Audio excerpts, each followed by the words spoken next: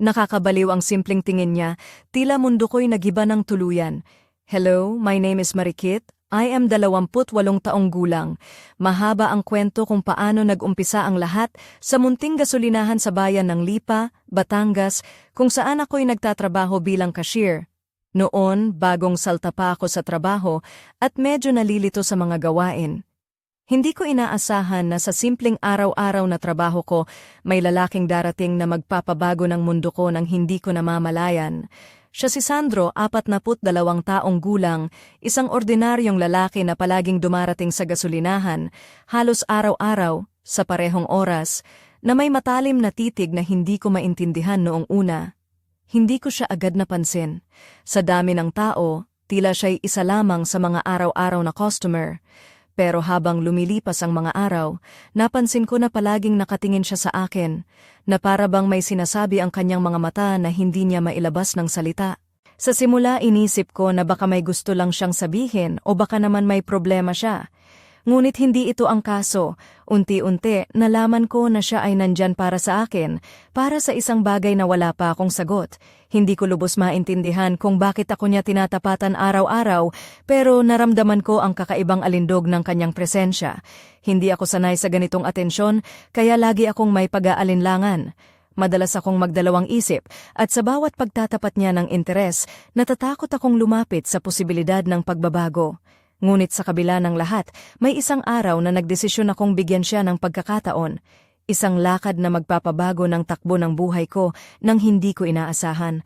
Ang araw na iyon ay puno ng mga tanong at kaba.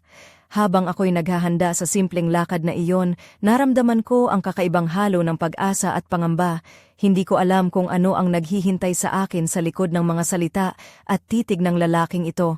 Ngunit sa puso ko may isang lihim na tinatanggap ang pagbabago. Hindi pa ako handa, pero tila walang paraan pabalik sa dati, kaya't nilakad ko ang landas na iyon ng may pag-asa, sa isang mundong puno ng misteryo at bagong simula. Sa araw na iyon, habang naglalakad kami ni Sandro mula sa gasolinahan patungo sa maliit niyang bahay sa tabi ng kalsada sa Lipa, ramdam ko ang pagtibok ng puso ko na tila ba'y sumasabay sa bawat hakbang namin. Hindi ito ang tipikal na lakad na puno ng salita. Sa halip, madalang ang aming mga usapan at mas madalas ang mga sandaling tahimik. Ngunit sa tahimik na yon, unti-unti kong naramdaman ang isang kakaibang koneksyon, isang pakiramdam na para bang matagal na kaming magkakilala kahit na ngayon ko lang siya nakilala ng personal. Hindi ko maipaliwanag pero tila ba may mga mata siyang nakikita hindi lang ang panlabas ko, kundi pati ang mga lihim na bahagi ng pagkatao ko na matagal ko nang itinago. Sa simpleng paraan ng kaniyang pagtitig, naramdaman ko ang respeto, hindi ang pagmamayabang o panghuhusga. Sa kanyang mga salita, walang pilit, walang pag-aalinlangan, mga kwento ng buhay na walang palamuti, mga pangarap na hindi nababalutan ng ilusyon. Nang makarating kami sa bahay niya, isang maliit pero maaliwalas na bahay na may mga halaman sa harap at simpleng mga muwebles sa loob, inanyayahan niya akong umupo sa sala. Ang amoy ng kape na bagong timpla at ang mahinahong ilaw mula sa bintana ang nagbigay ng kakaibang init sa lugar. Sa mga sandaling iyon, unti-unting nawala ang mga pag-aalinlangan ko. Hindi lang siya basta customer o lalaki na palaging dumarating sa gasolinahan, siya'y naging isang tao na may kwento, isang tao na gusto kong kilalanin ng higit pa. Habang nag-uusap kami, napansin kong hindi ko na iniisip ang mga posibleng ano kungs at bakit hindis. Sa halip, nakatuon ako sa bawat salita niya, sa bawat ngiti, at sa bawat pagtingin na parang may sinasabi ng hindi binibigkas. Sa bawat sandali, ako'y unti-unting nawawala sa mundo ko na dati puno ng takot at pagdududa, at unti-unti akong pumapasok sa isang bagong mundong puno ng pag-asa at posibilidad. Hindi ko pa rin maintindihan kung paano nangyari iyon, kung paano ako nagdesisyon na pumayag sa simpleng lakad na iyon, na tila ba'y isang pintuan patungo sa hindi ko inaasahang pagbabago sa buhay ko. Ngunit habang nilalakad namin ang landas ng bagong kwento na iyon, ramdam ko na hindi na ako babalik sa dati. May isang bagay na nagbago, isang bagay na hindi ko pa lubos maipaliwanag, ngunit sigurado ako, hindi ito ang katapusan, kundi isang simula ng isang kakaibang paglalakbay.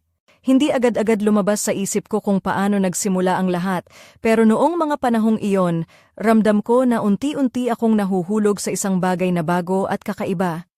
Hindi iyon ang karaniwang kwento ng pag-ibig na pinapanood ko sa teleserye o nababasa sa mga libro. Ito ay mas malalim, mas tahimik, at puno ng mga sandaling hindi kailangang ipaliwanag. Ako si Marikit, 28 taong gulang, at bagamat bago sa ganitong uri ng karanasan, ramdam ko sa bawat araw na lumilipas na may unti-unting pagbabago sa aking puso at isipan. Sa gasolinahan, araw-araw kong nakikita si Sandro na parang tahimik na nag-aanyaya sa akin na buksan ang pinto ng aking sarili. Hindi siya ang tipikal na lalaking palaging nagmamadali o nagpapakita ng sobrang atensyon. Sa halip, dahan-dahan ang lahat, mga ngiti na hindi pilit, mga tingin na puno ng pag-unawa, at mga tanong na hindi nakakasakit o nakaka-pressure. Sa umpisa, inisip ko na baka ako lang ang nagpapanggap na interesado, baka ako lang ang gumagawa ng kwento sa aking isipan. Pero habang tumatagal, hindi ko na ito kayang baliwalain. Minsan, naiisip ko kung bakit ako nagdadalawang isip. Siguro dahil matagal na akong sanay sa payak na buhay, trabaho, bahay, tahimik na gabi. Hindi ako sanay na may taong sumusubok na pumasok sa mundo ko ng dahan-dahan. May takot ako na baka masaktan o baka mawala ang kontrol na pakiramdam ko na hawak ko sa sarili ko. Kaya lagi akong nagtatakda ng hangganan. Kahit na sa loob ng puso ko, may lihim na naghahangad na masubukan ang bago. Isa pang bagay ang nagpapahirap sa akin. Ang hindi ko alam kung ano talaga ang pakay ni Sandro. Bakit niya ginagawa ito? Bakit siya patuloy na bumabalik? Ang mga tanong na ito ang palaging bumabalik sa isip ko na parang isang palaisipan na kailangang sagutin. Ngunit sa bawat sagot na gusto kong hanapin, may panibagong tanong na lumalabas. Sa kabila ng lahat, may isang bagay na malinaw. Ang presensya niya sa buhay ko ay unti-unting nagdudulot ng liwanag sa mga araw na madalas kong maramdaman ang pagod at kalungkutan. Hindi ko inaasahan na sa gitna ng payak na araw-araw na buhay ko, may lalaking palaging nandyan, tahimik ngunit matatag, na tila ba handang sabayan ako sa kahit anong paglalakbay na hindi ko palubos maintindihan. At habang isinusulat ko ang mga ito, napagtanto ko na ang kwento namin ni Sandro ay hindi basta-basta. Hindi ito kwento ng pagmamadali o pag-ibig na bigla ang sumabog. Ito ay kwento ng pagtitiwala, ng pag-aantabay sa tamang panahon at ng unti-unting pagbukas ng puso, isang kwento na sa bawat sandali ay nagiging mas matindi at mas komplikado kaysa sa inaasahan ko. Ang araw na yon, na parang ordinaryo lang sa simula, ay naging simula ng isang kakaibang paglalakbay na hindi ko inakala. Ako si Marikit, 28 taong gulang, at sa simpleng buhay ko sa bayan ng Lipa, unti-unti akong napasok sa isang mundo ng damdamin na bago at puno ng hiwaga. Nang pumayag ako na sumama kay Sandro sa bahay niya, ramdam ko ang halo ng kaba at pag-asa sa puso ko, isang pakiramdam na tila ba'y may mahahalagang pangyayari na naghihintay sa akin. Habang naglalakad kami mula sa gasolinahan patungo sa kanyang tahanan, napansin ko ang mga maliliit na detalye ng paligid. Ang mga punong mangga sa tabi ng daan, ang mga batang naglalaro ng tumbang preso sa kanto, ang amoy ng bagong lutong pandesal mula sa kalapit na panaderya. Lahat ng iyon ay tila nagbigay ng kakaibang kulay sa aming paglalakad, na para bang ang mundong ito ay isang entablado na handang magkwento ng isang bagong kabanata. Pagdating namin sa bahay ni Sandro, isang maliit na bahay na may mga kahoy na muwebles at mga simpleng dekorasyon, naalala ko pa kung paano niya ako tinanggap ng may ngiti, hindi mapilit, hindi rin malamig. May init at katahimikan ang lugar na yon, isang lugar na para bang nilikha para sa mga sandaling tulad nito, kung saan ang mga salita ay hindi laging kailangan. Umupo kami sa sala, habang nagkakape at nagkukwentuhan. Hindi kami nagmadali at hindi rin kami nagpilitan. Ang bawat salita ni Sandro ay may timbang, ngunit hindi ito mabigat. Ito'y mga kwento ng buhay, mga pangarap, at mga simpleng bagay na nagbigay sa akin ng pakiramdam na siya ay isang taong may puso at kaluluwa. Sa bawat tawa at ngiti, unti-unti akong bumababa sa aking sariling kalasag, na para bang ang paglapit sa kanya ay isang pagtanggap sa sarili ko. Sa mga sandaling iyon, naramdaman ko ang kakaibang lakas ng koneksyon, hindi ang uri ng pagmamahal na mabilis at mainit, kundi ang uri ng pagkapit na matatag, na unti-unting binubuo sa bawat tingin, bawat haplos ng salita at bawat sandaling tahimik na magkasama. Hindi ko pa rin alam kung saan ito patutungo, ngunit sa puso ko may isang tinig na nagsasabing ito ay simula pa lamang. Hindi ko inaasahan ang mga susunod na mangyayari, ngunit sa bawat paghinga, naramdaman ko na may isang bagay na mas malalim kaysa sa mga simpleng salita, isang bagay na nagmumula sa puso at naglalakbay sa pagitan naming dalawa. Ang araw na iyon ay hindi lang basta isang lakad o isang kwentuhan. Ito ay isang hakbang tungo sa isang mundong puno ng pag-asa, takot at mga lihim na nais pang tuklasin. Hindi ko inaasahan na ang gabing iyon ay magiging simula ng isang bagay na higit pa sa simpleng pagkakaibigan. Ako si Marikit, 28 taong gulang, at sa bahay ni Sandro sa bayan ng Lipa, unti-unti kong naramdaman ang pagbabago sa sarili ko, isang pagtanggap sa hindi ko pa lubusang nauunawaan. Habang nag-uusap kami sa sala, lumalim ang aming mga kwento. Hindi na lamang ito basta palitan ng mga simpleng salita, naging mga pagbubukas ng puso at mga paglalantad ng mga pangarap at takot. Napansin ko kung paano siya nagiging mas malambing, ngunit hindi labis, at kung paano ako unti-unting nawawala ang mga hadlang na matagal ko nang itinayo sa paligid ng aking damdamin. Pagkatapos ng ilang sandali, inanyayahan niya akong pumunta sa loob ng kanyang kwarto. Hindi ito isang marahas na pag-anyaya, kundi isang mahinahong pag-aanyaya na may kasamang paggalang. Sa puso ko, may halong kaba at pagkasabik na hindi ko mapaliwanag. Hindi ko alam kung paano ko haharapin ang mga susunod na sandali, pero naniniwala ako na may kontrol pa rin ako sa sarili ko. Pumasok kami sa kwarto, isang maliit ngunit maaliwalas na silid na may simpleng kama at mga kurtinang naglalambing sa liwanag na pumapasok mula sa bintana. Tahimik ang paligid at sa katahimikan naramdaman ko ang bigat ng sandali, hindi bilang isang pasanin, kundi bilang isang pagkakataon.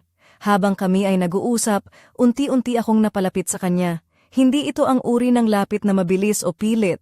Ito ay isang paglapit na puno ng pag-iingat at paggalang. Ang bawat galaw ni Sandro ay maingat at ang bawat tingin niya ay puno ng pag-unawa. Hindi ko maiwasang madama ang isang kakaibang enerhiya, isang pagsasama ng pagnanais at respeto na matagal ko nang hinahanap. Nang kami nagsimulang maglapit, ramdam ko ang tibok ng puso ko na tila ba'y may sariling buhay. Hindi ko inakala na sa mga sandaling iyon, ako ay magbibigay ng isang bahagi ng aking sarili na matagal ko nang iningatan. Hindi ito naging bigla o labis. Ito ay isang tahimik na desisyon, isang pagtitiwala na animoy bumabalot sa akin ng may init at katiyakan. Sa bawat sandaling lumilipas, naramdaman ko na ang mga pader ng aking takot ay unti-unting bumabagsak. Hindi lang ito tungkol sa pisikal na lapit, kundi sa isang mas malalim na paglalakbay, ang paglalapit ng puso at isipan sa isa't isa, sa isang paraan na hindi ko lubos maintindihan, ngunit ramdam ko na kailangang pagdaanan. Sa gabing iyon, natutunan ko na ang mga desisyon na pinipilit nating kontrolin ay minsan ay unti-unting dumarating sa atin sa mga sandaling hindi natin inaasahan. Ang bawat haplos at titig ay naging paalala na ang tiwala ay isang regalo, isang bagay na dapat pinapangalagaan at binibigyan ng halaga. At sa kabila ng lahat, naramdaman ko ang kapayapaan na dulot ng pagtanggap kahit na ang daan ay puno ng mga tanong at hindi sigurado. Hindi ko pa rin mawari kung paano ko nalampasan ang mga alinlangan ko noon. Ako si Marikit, 28 taong gulang, at sa kabila ng lahat ng nangyari sa bahay ni Sandro, ramdam ko ang bigat ng mga tanong na bumabalot sa aking isipan, mga tanong na hindi ko matanggal-tanggal kahit kailan. Nangyari ang mga bagay na iyon at ngayon, habang iniisip ko ang kinalabasan, hindi ko maiwasang magulat at magtanong sa sarili, paano ko nagawa ang lahat ng iyon? Paano ako nakapagtiwala ng ganun kalalim sa isang taong bago ko lang nakilala? Habang isinusulat ko ang mga alaala, naaalala ko ang bawat detalye, ang mga pagdampi ng kanyang mga kamay sa balat ko, ang mga sandali ng katahimikan na puno ng pangunawa, at ang mga titig na nagkukwento ng mga hindi nasabi. Hindi ko inaasahan na sa simpleng gabing iyon, maibibigay ko ang isang bahagi ng aking sarili na akala ko ay hindi pa handang lumabas. Ngunit nangyari ito, at ngayon nararamdaman ko na may mga bagay na hindi na mauulit o mababawi. Sa totoo lang, nagulat ako sa sarili ko. Hindi ito basta-basta desisyon. Ito ay isang pagbibigay ng tiwala na may kasamang takot at pag-asa. Napag-isip-isip ko na marahil ang aking mga pagtanggi noon ay hindi dahil wala akong interes, kundi dahil natatakot akong mawalan ng kontrol sa sarili ko. Natatakot akong masaktan, natatakot na mawala sa akin ang pagkakakilanlan na matagal kong binuo. Ngunit nangyari ang lahat, at ngayon, kahit na may mga pagdududa pa rin, hindi ko may kakaila na may isang bahagi sa akin na nagbukas, na nagtiwala, at naisip na marahil ay handa na akong harapin ang mga pagbabago. Sa kabila ng lahat, hindi ko rin maiwasang isipin kung paano sana naging iba ang lahat kung nagkaroon kami ng mas maayos na komunikasyon o kung mas naipaliwanag namin ng mas maaga ang aming mga saloobin. Habang sinusulat ko ito, iniisip ko rin ang mga salita ni Sandro, mga salita na puno ng respeto at pag-unawa na nagbigay sa akin ng lakas upang magtiwala. Ngunit sa kabilang banda, hindi ko maiwasang magtanong kung paano ko haharapin ang mga susunod na araw, kung paano ko tatanggapin ang mga pagbabago na dala ng gabing iyon. Sa puso ko, alam kong marami pa ang dapat pagdaanan, marami pang tanong na kailangang sagutin. Ngunit sa kabila ng lahat, nararamdaman ko ang isang kakaibang lakas, isang pag-asa na kahit ano pa ang mangyari, may isang bagay na nagbago sa akin, isang bagay na hindi na mababawi ng kahit ano. At habang iniisip ko ito, naisip ko rin ang isang bagay. Ang kwento namin ni Sandro ay hindi dito nagtatapos. Marami pa itong mga kabanata na kailangang tuklasin, mga lihim na kailangang buksan, at mga pagsubok na kailangang harapin. Akala ko tapos na ang lahat, ngunit nagulat ako nang may biglaang pagbago sa kwento namin ni Sandro. Ako si Marikit, 28 taong gulang, at sa gitna ng aking mga pag-iisip tungkol sa nangyari, may isang bagay na hindi ko inaasahan ang sumulpot, isang lihim na matagal niyang tinatago, at ngayoy unti-unting lumalabas sa liwanag. Isang araw, habang nagkakape kami sa isang maliit na kainan malapit sa bayan, napansin ko ang kakaibang tingin niya sa akin. Hindi tulad ng dati, may bahid ng pag-aalala at pag-aalinlangan sa mga mata niya. Hindi pa man siya nagsasalita, ramdam ko na may mabigat siyang bibit-bitin. Sa mga sandaling iyon, ang simpleng usapan ay naging mas seryoso at ang mga ngiti ay napalitan ng mga tanong na pilit niyang sinisikap itago. Marikit, simulan niya ng may pag-aalangan, may mga bagay akong hindi nasabi noon, mga bagay na kailangang malaman mo. Hindi ko maintindihan agad ang ibig niyang sabihin, kaya tiningnan ko siya ng diretso, naghihintay ng paliwanag. Ngunit sa halip na sagot, napansin ko ang pagigting ng kanyang mga kamay at ang bigat ng kanyang hininga. Habang nagpapatuloy siya sa pagsasalita, unti-unting lumabas ang katotohanan. Isang bahagi ng kanyang buhay na hindi niya ibinahagi sa akin, isang nakaraan na puno ng lihim at komplikasyon. Hindi ito ang inaasahan kong marinig mula sa isang taong tila simple at mahinahon. Ang mga salitang iyon ay tila mga patalim na unti-unting sumaksak sa puso ko, nagdudulot ng halo-halong sakit at pagkalito. Hindi ko alam kung paano ko haharapin ang mga impormasyong iyon. Parang bumagsak ang mundo ko sa isang iglap at ang lahat ng mga pangarap na unti-unti kong binuo ay nagmistulang bula na madaling pumutok. Sa kabila ng sakit, may isang bahagi sa akin na nais pa ring maintindihan siya, na nais pa ring makita ang lalim ng taong aking kilala. Habang siya'y nagsasalita, naglalaban ang mga damdamin ko, pagkayamot, pagkalito, at isang kakaibang pagnanais na mapanatili ang koneksyon namin. Ngunit alam ko rin na hindi na ito magiging ganoon kadali. May mga bagay na kailangang harapin at ang aming kwento ay nagkaroon ng bagong kabanata na puno ng hindi inaasahang mga pagsubok. Sa mga sandaling iyon, naisip ko kung paano ako makakahanap ng lakas upang harapin ang bagong hamon na ito. Paano ko tatanggapin ang mga bagay na hindi ko pa handang malaman? At higit sa lahat, paano ko mapapanatili ang sarili ko sa gitna ng unos na ito? Ang kwento namin ni Sandro ay biglang nag-iba at ako'y nagtataka kung saan tayo dadalhin ng kapalaran mula rito. Hindi ko pa rin malimutan ang mga sumunod na sandali pagkatapos ng pagbubunyag ni Sandro. Ako si Marikit, 28 taong gulang, at sa gitna ng pagod ng aking damdamin, unti-unti kong naunawaan ang lalim ng kanyang mga tinatago. Hindi ito basta kwento ng simpleng lalaki na palaging dumarating sa gasolinahan. May mga sugat siya sa nakaraan, mga pagkukulang na hindi niya kayang ipaliwanag ng madali. Habang nakaupo kami sa maliit na kainan, naramdaman ko ang bigat ng bawat salita na lumalabas mula sa kanyang bibig. Ibinahagi niya ang mga detalye ng nakaraan, mga pagkakamali, mga taong iniwan, at mga pangyayaring nagdulot sa kanya ng takot na muling magtiwala. Sa bawat kwento, unti-unting naisip ko na ang lalaking ito ay mas komplikado kaysa sa naisip ko. Hindi siya perpekto, ngunit may puso na naghahangad ng paghilom. Sa kabila ng mga pagbubunyag, hindi ako umalis. Sa halip, pinili kong manatili at makinig, kahit na ang aking puso ay puno ng pagdududa at takot. Naiintindihan ko na ang bawat tao ay may sariling laban na pinagdadaanan at marahil si Sandro ay naghahanap lamang ng pagkakataon upang makabangon muli. Ngunit habang tumatagal, naramdaman ko rin ang pagod sa aking sarili. Hindi madali ang maging kasama ng taong may mga sugat na hindi agad gumagaling. May mga sandali na nais ko nang sumuko, ngunit may isang tinig sa puso ko na nagsasabing, huwag basta-basta susuko sa mga bagay na mahalaga. May mga pagkakataon na nagkakaroon kami ng mga pagtatalo, mga sandali ng hindi pagkakaunawaan na nagdudulot ng sakit. Ngunit sa likod ng lahat ng iyon, may isang bagay na nananatili, ang aming pagnanais na magkaintindihan.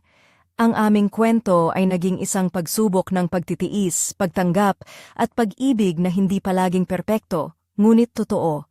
Habang iniisip ko ang aming mga pinagdaanan, naisip ko na marahil ito ang tunay na kahulugan ng pagmamahal, hindi ang walang kamali-mali o walang problema, kundi ang pagtanggap sa bawat kapintasan at patuloy na pagpili sa kabila ng lahat.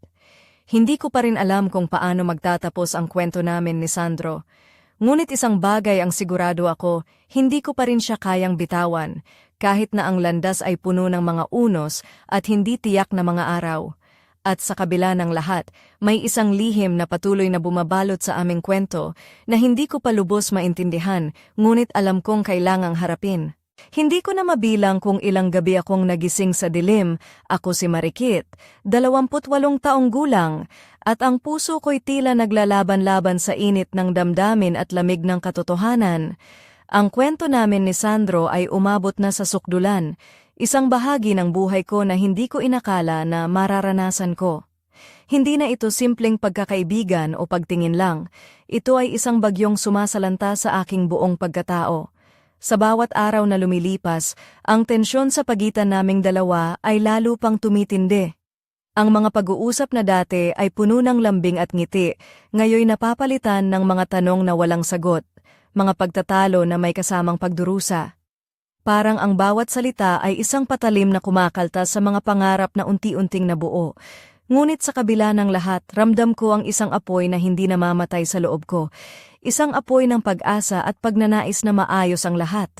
Hindi ko alam kung paano ko ito mapapanatili o kung hanggang kailan ako makakaya. Ang bawat araw ay tila isang laban, isang pagsubok sa tibay ng puso ko. Ngunit may isang bagay na higit pa sa lahat ang pumipigil sa akin, ang misteryo na bumabalot kay Sandro. May mga lihim siyang hindi pa rin ganap na naibubunyag, mga aninong nagpapadilim sa aming relasyon. Ang mga ito ang nagiging dahilan ng mga hindi pagkakaunawaan, ngunit sa kabilang banda, sila rin ang nagbibigay ng kakaibang lalim sa aming kwento. Habang patuloy ang unos, nararamdaman ko na ang kwento namin ay papunta na sa isang rurok, isang punto kung saan kailangang magdesisyon kung ano ang magiging hinaharap namin. Ang tensyon ay umaabot sa sukdulan at ang bawat araw ay may bagong hamon na kailangang harapin. Hindi ko alam kung ano ang susunod na hakbang, pero ramdam ko na malapit na ang isang malaking pagbabago. Ang mga lihim na matagal nang nakatago ay unti-unting lumalabas, at sa bawat pagbubunyag, nadarama ko ang bigat ng mundo sa balikat ko. Ang kwento namin ni Sandro ay parang isang apoy na sumisiklab, isang apoy na pumapaso, ngunit hindi mo kayang iwanan. At habang ako'y nakatayo sa gitna ng apoy na iyon, hindi ko maiwasang magtanong, hanggang kailan kaya ako makakatagal? At ano ang magiging kapalaran namin sa gitna ng lahat ng ito? Hindi ko alam kung paano ko ito sasabihin nang hindi ako nanginginig, pero ako si Marikit, 28 taong gulang, At ang kwento namin ni Sandro ay umabot na sa puntong hindi na namin kayang balewalain ang mga nangyari. Sa kabila ng lahat ng pagsubok, mga lihim na lumitaw, at mga sugat na hindi pa tuluyang gumagaling, nararamdaman ko na malapit na kaming makarating sa isang sagot, isang kasagutan na magbabago ng lahat. Makalipas ang ilang linggo ng mga tahimik na gabi at mga pag-uusap na puno ng emosyon, naramdaman ko ang bigat ng desisyon. Hindi lang ito basta usapin ng puso, kundi pati ng katotohanan na matagal na naming iniiwasan. Sa isang gabing malamig, habang nakatayo kami sa bubong ng bahay ni Sandro, nakatanaw sa mga ilaw ng bayan ng Lipa, napagtanto ko na wala nang pwedeng itago pa. "Marikit," sabi niya ng may kakaibang tinig, "alam kong marami tayong problema, pero gusto kong malaman mo na nandito ako, handang harapin lahat ng ito, basta't magkasama tayo." Ang mga salita niya ay parang apoy na sumiklab sa puso ko, init na hindi ko inaasahan, ngunit matagal ko nang hinahanap. Ngunit sa kabilang dako, may takot pa rin na bumabalot sa akin. Takot na ang mga sugat namin ay baka hindi na tuluyang gumaling, at ang mga lihim ay baka maging hadlang sa aming kinabukasan. Ngunit sa kabila ng lahat, may isang bagay na malinaw. Ang aming kwento ay hindi isang simpleng paglalakbay, kundi isang labanan ng puso at katotohanan. Habang hawak ko ang kamay niya, naisip ko ang mga sandaling nagdaan, ang mga unang titig sa gasolinahan, ang mga tahimik na pag-uusap, ang mga haplos na puno ng pangunawa, at ang mga luha na hindi namin napigilan. Alam kong maraming pagsubok pa ang darating, ngunit handa na akong harapin ito. At sa huli, habang nakatingala kami sa mga bituin na tila ba nagmamasid sa aming kwento, naramdaman ko ang isang kakaibang kapanatagan. Hindi ko alam kung ano ang bukas ang dala, ngunit alam kong ang kwento namin ni Sandro ay patuloy na isusulat, isang kwento ng pag-ibig, pagtitiwala, at mga lihim na unti-unting nabubunyag. At doon, sa ilalim ng malamlam na ilaw ng buwan, nagsimula ang bagong kabanata, isang kwento na puno ng pag-asa at misteryo na naghihintay lamang ng mga sagot na darating sa tamang panahon.